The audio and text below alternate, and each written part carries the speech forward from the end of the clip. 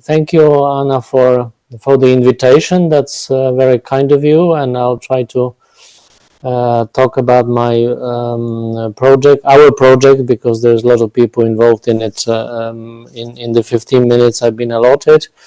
You can see here the name of the project, HUMLIT. We research humor, the so-called humor literacy, which is the term fairly difficult to translate into other languages than English, but we try to research this. Okay, so here's I'll try to go through the slides rather quickly and then focus on some details. Here's are the definitions of humor literacy and the project itself. The project is supposed to bring benefit to European society, so it has this positive side to it, promote dialogue through awareness of how humor works. And at the end, I'll show you a slide which actually shows how this might work. We have defined humor literacy as ability to decipher the signs, references, and messages that humor discourse evokes, and awareness. So you see there's ability and awareness emphasized here of the benefits and risks of presenting these messages in humorous forms, because there are risks of humor failure, humor scandal, humor controversy, discrimination, and so on. And some people are not aware of this. Now, here's some details about our partners. List of partners, 25 institutions, 12 from EU, 3 from non-EU countries, 17 academic, 18 non-academic ones. Yes. I'm sorry, but on my screen, your slides do not move. Ah. Well, in that case, let me see. Would that be better? Yeah. So maybe I won't show the slideshow. Yes, now I see your... Right, so these are the definitions, and now the partners, universities, and also non-academic institutions of various countries. I've got the map here, which I have taken from the European website. So you can see that we have taken partners from almost all 4 corners of the European Union. Actually, corners is a good idea because the middle is kind of missing, interestingly, like France, Germany, Italy in particular. But maybe in some future project we'll get them involved as well. The plan of action, this is the Marie Curie staff exchange grant. And it consists of secondments, so month-long stays in various institutions. And there are 3 work packages, and you've got them listed here: humor production, humor content, humor reception. We are at the moment finishing the humor production stage, so we've done in various countries, in all countries of the project. And then later we are planning to do humor content and humor reception, so we'll deal with some specific examples of humor by these producers, probably most of them. And then we'll deal with humor reception, which will be the most tricky part, I suppose, of the project. The secondments are between academic and non-academic institutions and between academic disciplines. So that's intersector and interdisciplinary, it's called. Now, this is what we proudly present to the European audience, European Commission. This is how the project is innovative. The first 2 I mentioned, large-scale comparative analysis, interdisciplinarity, synergy, cross-regional networking, also between EU and non-EU, and also we have a computer science component. We'll deal with large language models and try to use them while drawing on the database, which we have partly collected, and we'll collect more of it. Now the products. We already have the public-friendly website, and I'll give you the address and the end of it.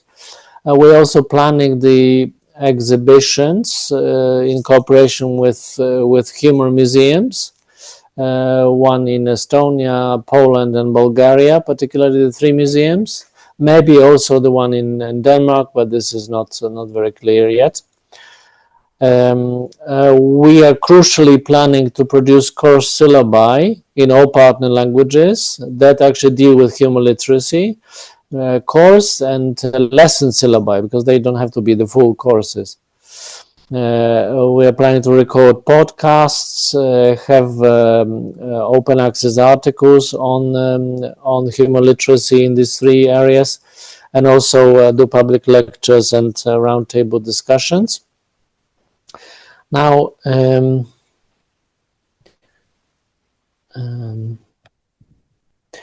now let me focus on the results of the first stage, because this is what I can tell you what has already happened. We've done over 70 interviews, and there'll be 15 more or less pending, about 5 to 9 per country. Most of the, like 2/3 of the interviewees are males, 21 are females, and the rest are non-disclosed. You can see on the slide here the most popular professions, although not all of them actually admitted what their profession is, but most interesting professions are at the bottom. I'm fascinated by the woodcarver and ventriloquist as a professions. But also what we have discovered is we have interviewed people from 15 countries, but actually there is more languages, and it's not guaranteed that, for example, a humor producer in Poland will be speaking Polish. They speak, for example, Belarusian or Russian, and there's lots of situations like this, right? Or they work in English, for example, English, Russian, and Polish. I think this was the Polish or Belarusian, actually. Now we have also developed a code book. This happened during the summer. The base of the interviews were 22 questions, and with some sub questions. And on basis of this, we have the team that's convened in Estonia over the summer, produced 352 codes, and then the interviews were divided into 3 parts, as you can imagine. I've listed some key questions here, and I will emphasize in this short presentation only misunderstanding and difficult topics and irony. But you've got the rest of them here: the creative process, the relationship with the audience, collaboration, mission of humor, off-limit topics, controversies, and censorship. So these are the things which are listed. Now I would like to give you some snippets from the respondents, because I think this is the most interesting bit of it. You don't have to read all this.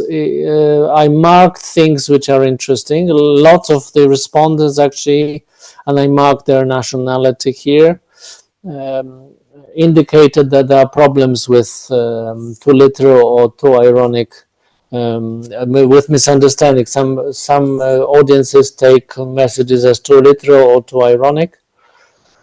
The first one, for example, is a reaction of a bank manager sitting in the audience, talking to his wife, and being disappointed that actually 6 balls that the mock magician presented as a show were actually glued together, and he said he juggled and he didn't. What is he doing, right? So that's, lack of understanding of these idea. And then there were comments on the people who are laughing. Those who laugh these ideas, these people are insane. So that's an example. Maybe I'll skip the next one.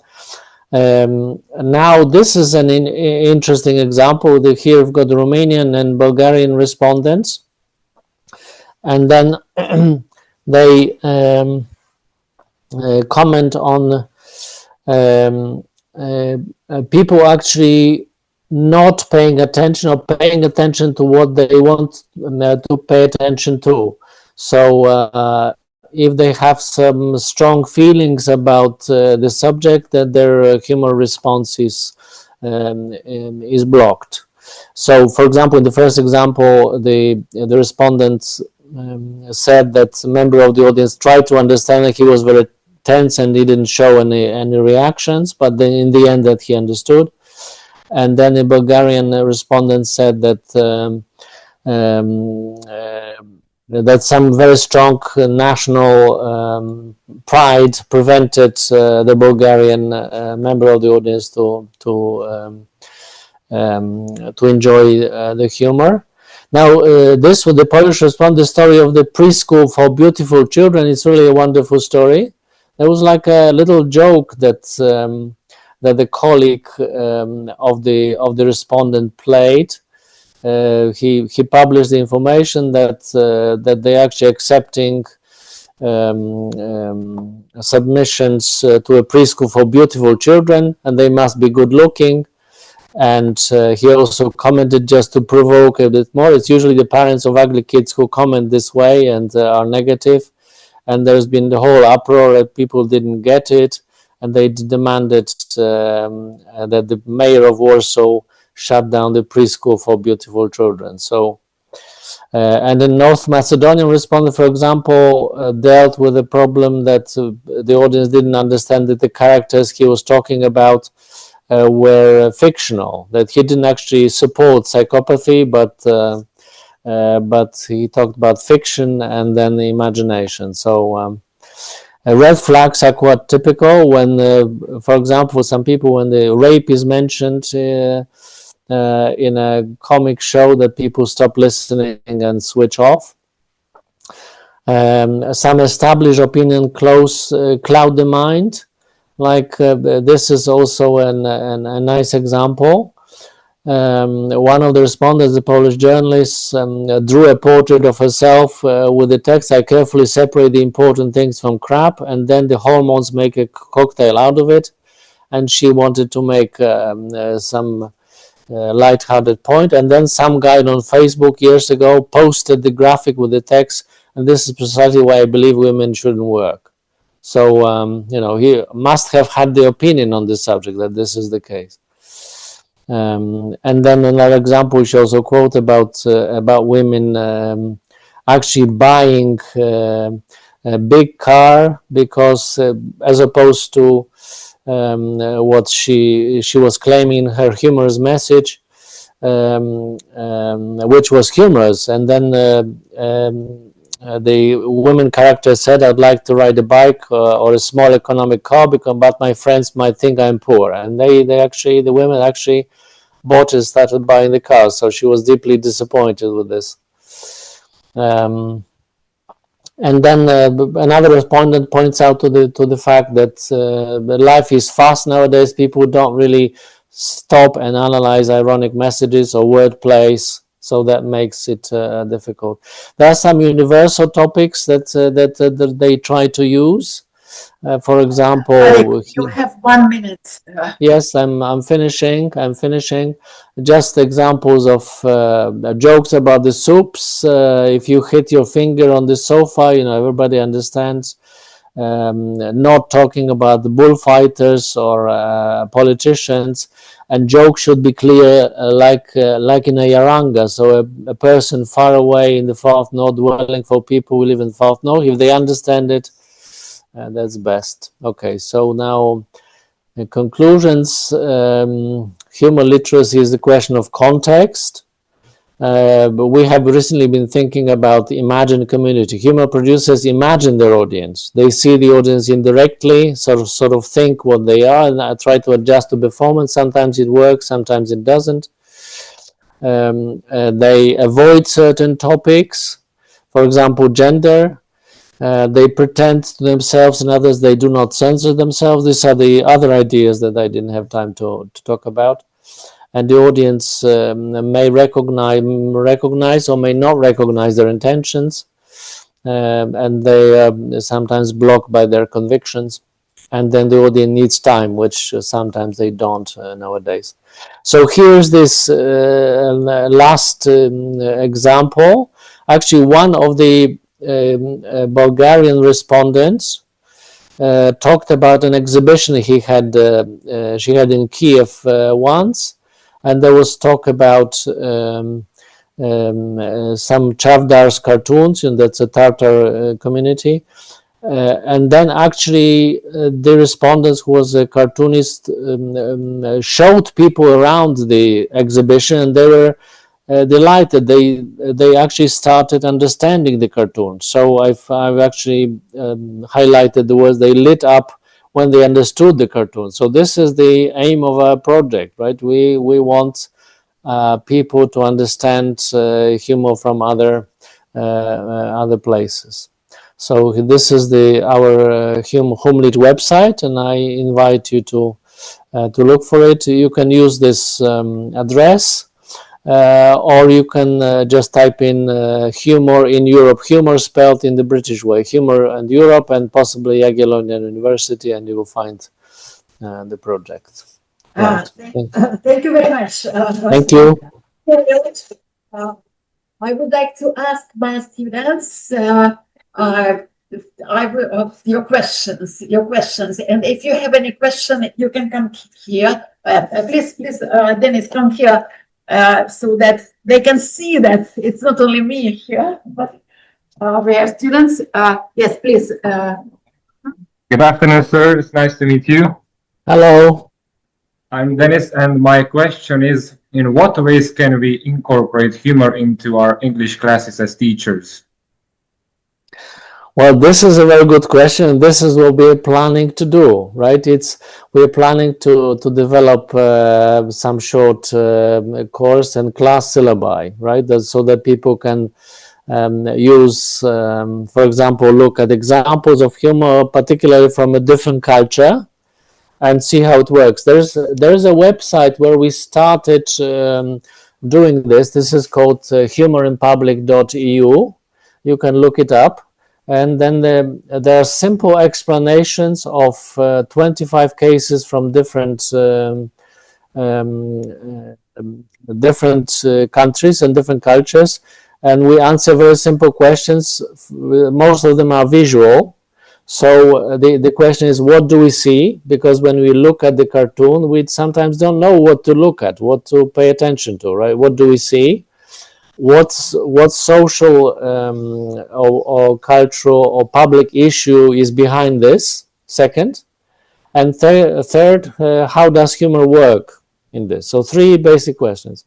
So I think this is a good starting point, but we are planning to develop this. So humor in public, one word, spelled with an American way, unfortunately here, and .eu, and you can look it up. Thank you very much. Thank you. Any other questions from you? From my no. Okay. Oh, thank you. There's yeah, that's exactly the website. Yes. Now, what about the others? Those of you who are here, would you like to ask any questions to Władysław? We have time for one short question. By the way, do we have time for a question? Or just probably I might postpone it for the discussion. Yeah, okay, let us postpone it. In this way. Władysław, thank you very much. So you are staying with us until the end. Yes, I'll be happy to stay along. Okay.